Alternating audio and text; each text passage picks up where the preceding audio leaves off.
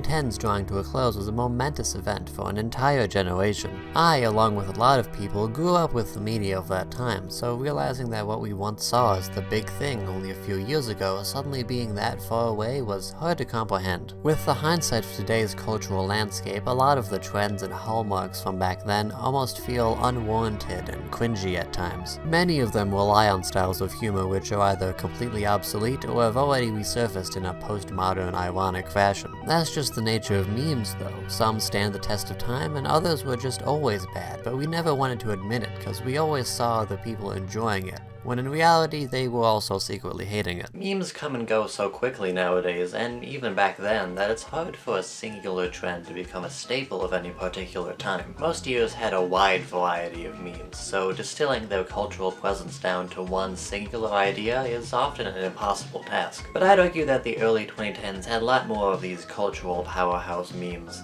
due to in part the lifespan of memes being a lot longer than they are nowadays, and them being part of a more universal and community-centered internet. Like in 2013, there was obviously still elite creators, corporations, and scrappy underground stars in the YouTube space, but it felt a lot less like the culture war than it is now, and more of a cohesive platform of shared ideas. This led to memes and viral videos spreading much quicker and with a wider acceptance of those memes throughout the general audience. And I personally feel like no other video perfectly characterizes the culture of this time and its state of memes in popular culture than the enormously popular virality of What Does the Fox Say?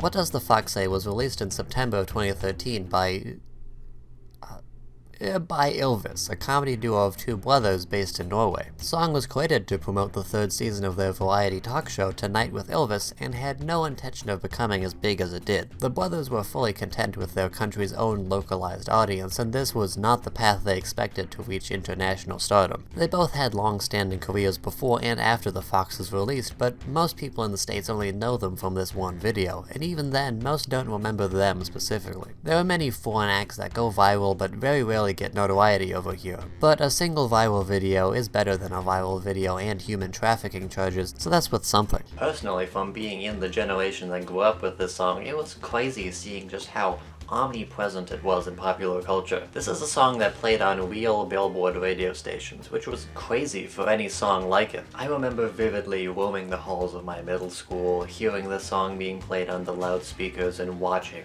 in unison as everyone's faces just quickly changed to a angry frown. And seeing that reaction gave me a huge smile on my face, because even back then, I knew that this song was completely different than any other funny viral song that would have gotten big around the same time. But it's always been just that, another viral song to add to the collection without much reflection or inspection in hindsight. The story behind the song may not be an emotionally moving story, but it is a great tale of accidental fame and the unpredictability of online virality. And of course, any great tale starts with a humble beginning.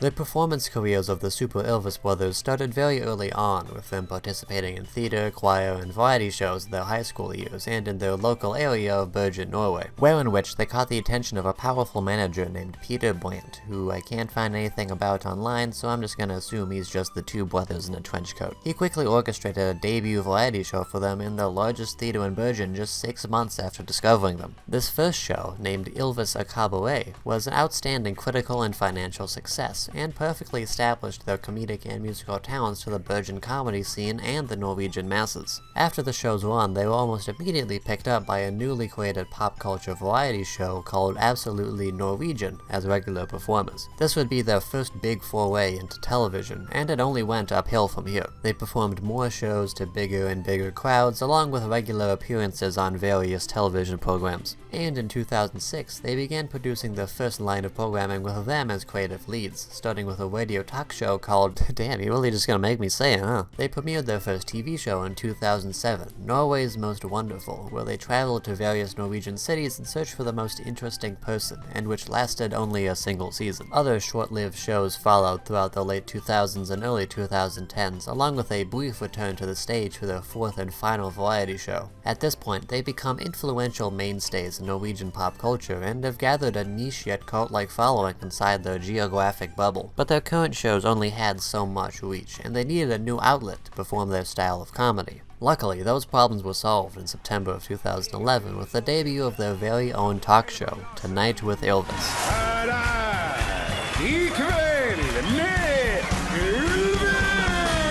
It's weird to see a different country having a talk show. It seems like such an American concept that it seems really alien to me.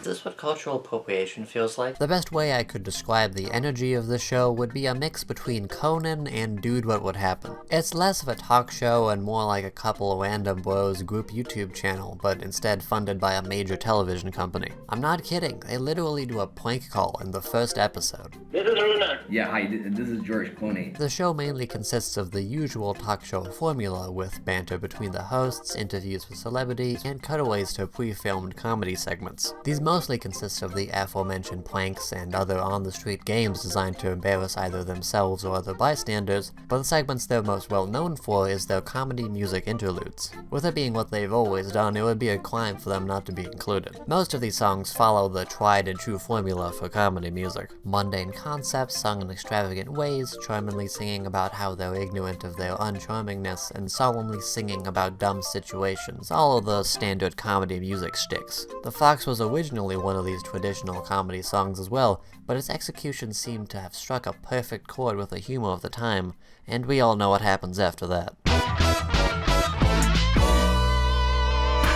On the fateful day of the Fox's release on YouTube, it immediately soared in popularity, racking up over 1 million views in the first 3 days, 100 million in just over a month, and exponentially growing from there. It went 14 times platinum worldwide and peaked at number 6 on the US Billboard charts, which is a huge achievement for both foreign and comedy artists, much less both. It sits at just about 1 billion views as of the making of this, and looking at the popular videos on the channel it's hosted on, it's pretty clear the impact this video had on their careers. It may not have been a perfect first impression for some, but this would be the true launching point of Ylvis's jump to international fame. The song was created as a promotional teaser of sorts for the 3rd season of their show, and the creative process was described by Ylvis as an attempt to make an anti-hit, as well as taking a jab at popular music at the time. In an interview, one of the brothers stated, "As comedians, it wouldn't be a good thing if we went to pursue a hit in the States because they could potentially make something that became big, so we thought it'd be more fun from a comedian perspective to come home to the talk show and say, listen, we had the chance, we could have made it big, but the only idea we got about this song was an old idea about what the Fox says,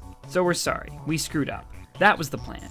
That would have been funny to say on a talk show." The intent was for it to be made as both a standard conceptually ridiculous song and as a direct parody of the formulaic dance club pop music frequently found on the radio stations at the time, by making an absolute bop filled with simple and juvenile lyrics about basically nothing. You have to remember, 2013 was only a pretty recent escape from the late 2000s era of synth-heavy club bangers about the dance floor or love or something. And sometimes there's a girl there too. The people who were sick of this trend could appreciate the parody, and those who weren't could enjoy it as a legitimately good song along with laughing at the ridiculousness of the lyrics. And whether you want to admit it or not, the instrumental is a jam. If this was used in any other regular serious production, it would have gotten just as much attention as any other mainstream song from that era. Speaking of which, the story behind the song's production is fairly interesting in and of itself, and it isn't really as straightforward as you would expect. The brainstorming phase of the song was pretty all over the place. The original idea in 2012 to make a song about what sound a fox made was shelved quickly after being brought up because it was too dumb even for their standards to be fleshed out into a full song. They also played with other ideas to parody pop music, with the notable example of a dance song about a man afraid of dancing titled The Dancing Stick. That brings some disturbing imagery with it, but the idea was also scrapped quickly because Ylvis thought the joke was too deliberate and on the nose. They returned to both these ideas to formulate an early version of the Fox after being given a one-time deal with Stargate, a production company most notable for producing several early hits of an ambitious newcomer named Robin Fenty. Yeah, she's alright, but I'm sure her career isn't gonna go anywhere anytime soon. Ylvis's professional relationship with Stargate began basically as an IOU. They had created a mockumentary of the company for the 40th birthday of one of its founders, so they returned the favor by accepting their request to produce a song to promote their show. The idea of a song about fox sounds returned to the discussions, and with them finding an unused instrumental by producer M4 Sonic, the pieces of their parody magnum opus was beginning to take form. M4 was actually never told that his track finally got used, and he only found out about it after seeing the fox recommended to him on YouTube. Fortunately, he was cool with them not telling him, and of Ylvis poking fun of the genre he specialized in, or else the story would have taken a much worse turn. Resentment or no, an enormous growth like this is not one to be wasted.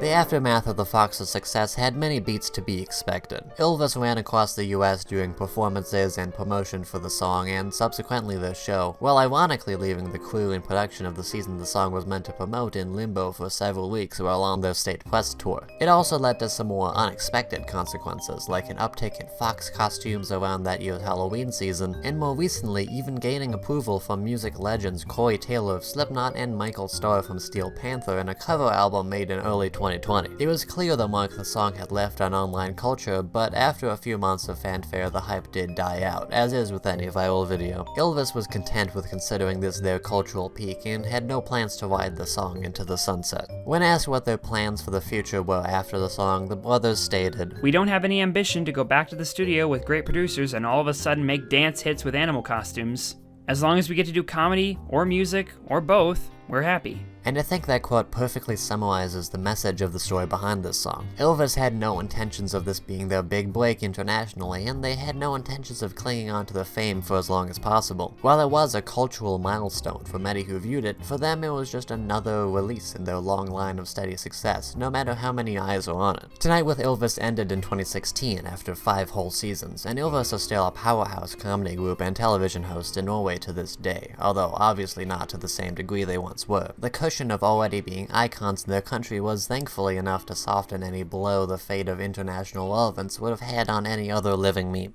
And with that, our story ends. 2 crazy guys made a crazy song that went to crazy heights. It's pretty standard short-lived meme stuff, but this song is looked back at pretty fondly by those who remember it. It may be pretty grating to us now with our sophisticated and modern senses of humor, but I feel like this song is a perfect time capsule for the online culture of 2013 and the early 2010s in general. You may not like it, but nostalgia for the memes of this era is right around the corner. So it's important to look back at these phenomenons because who knows, maybe we left behind some important unanswered questions along the way.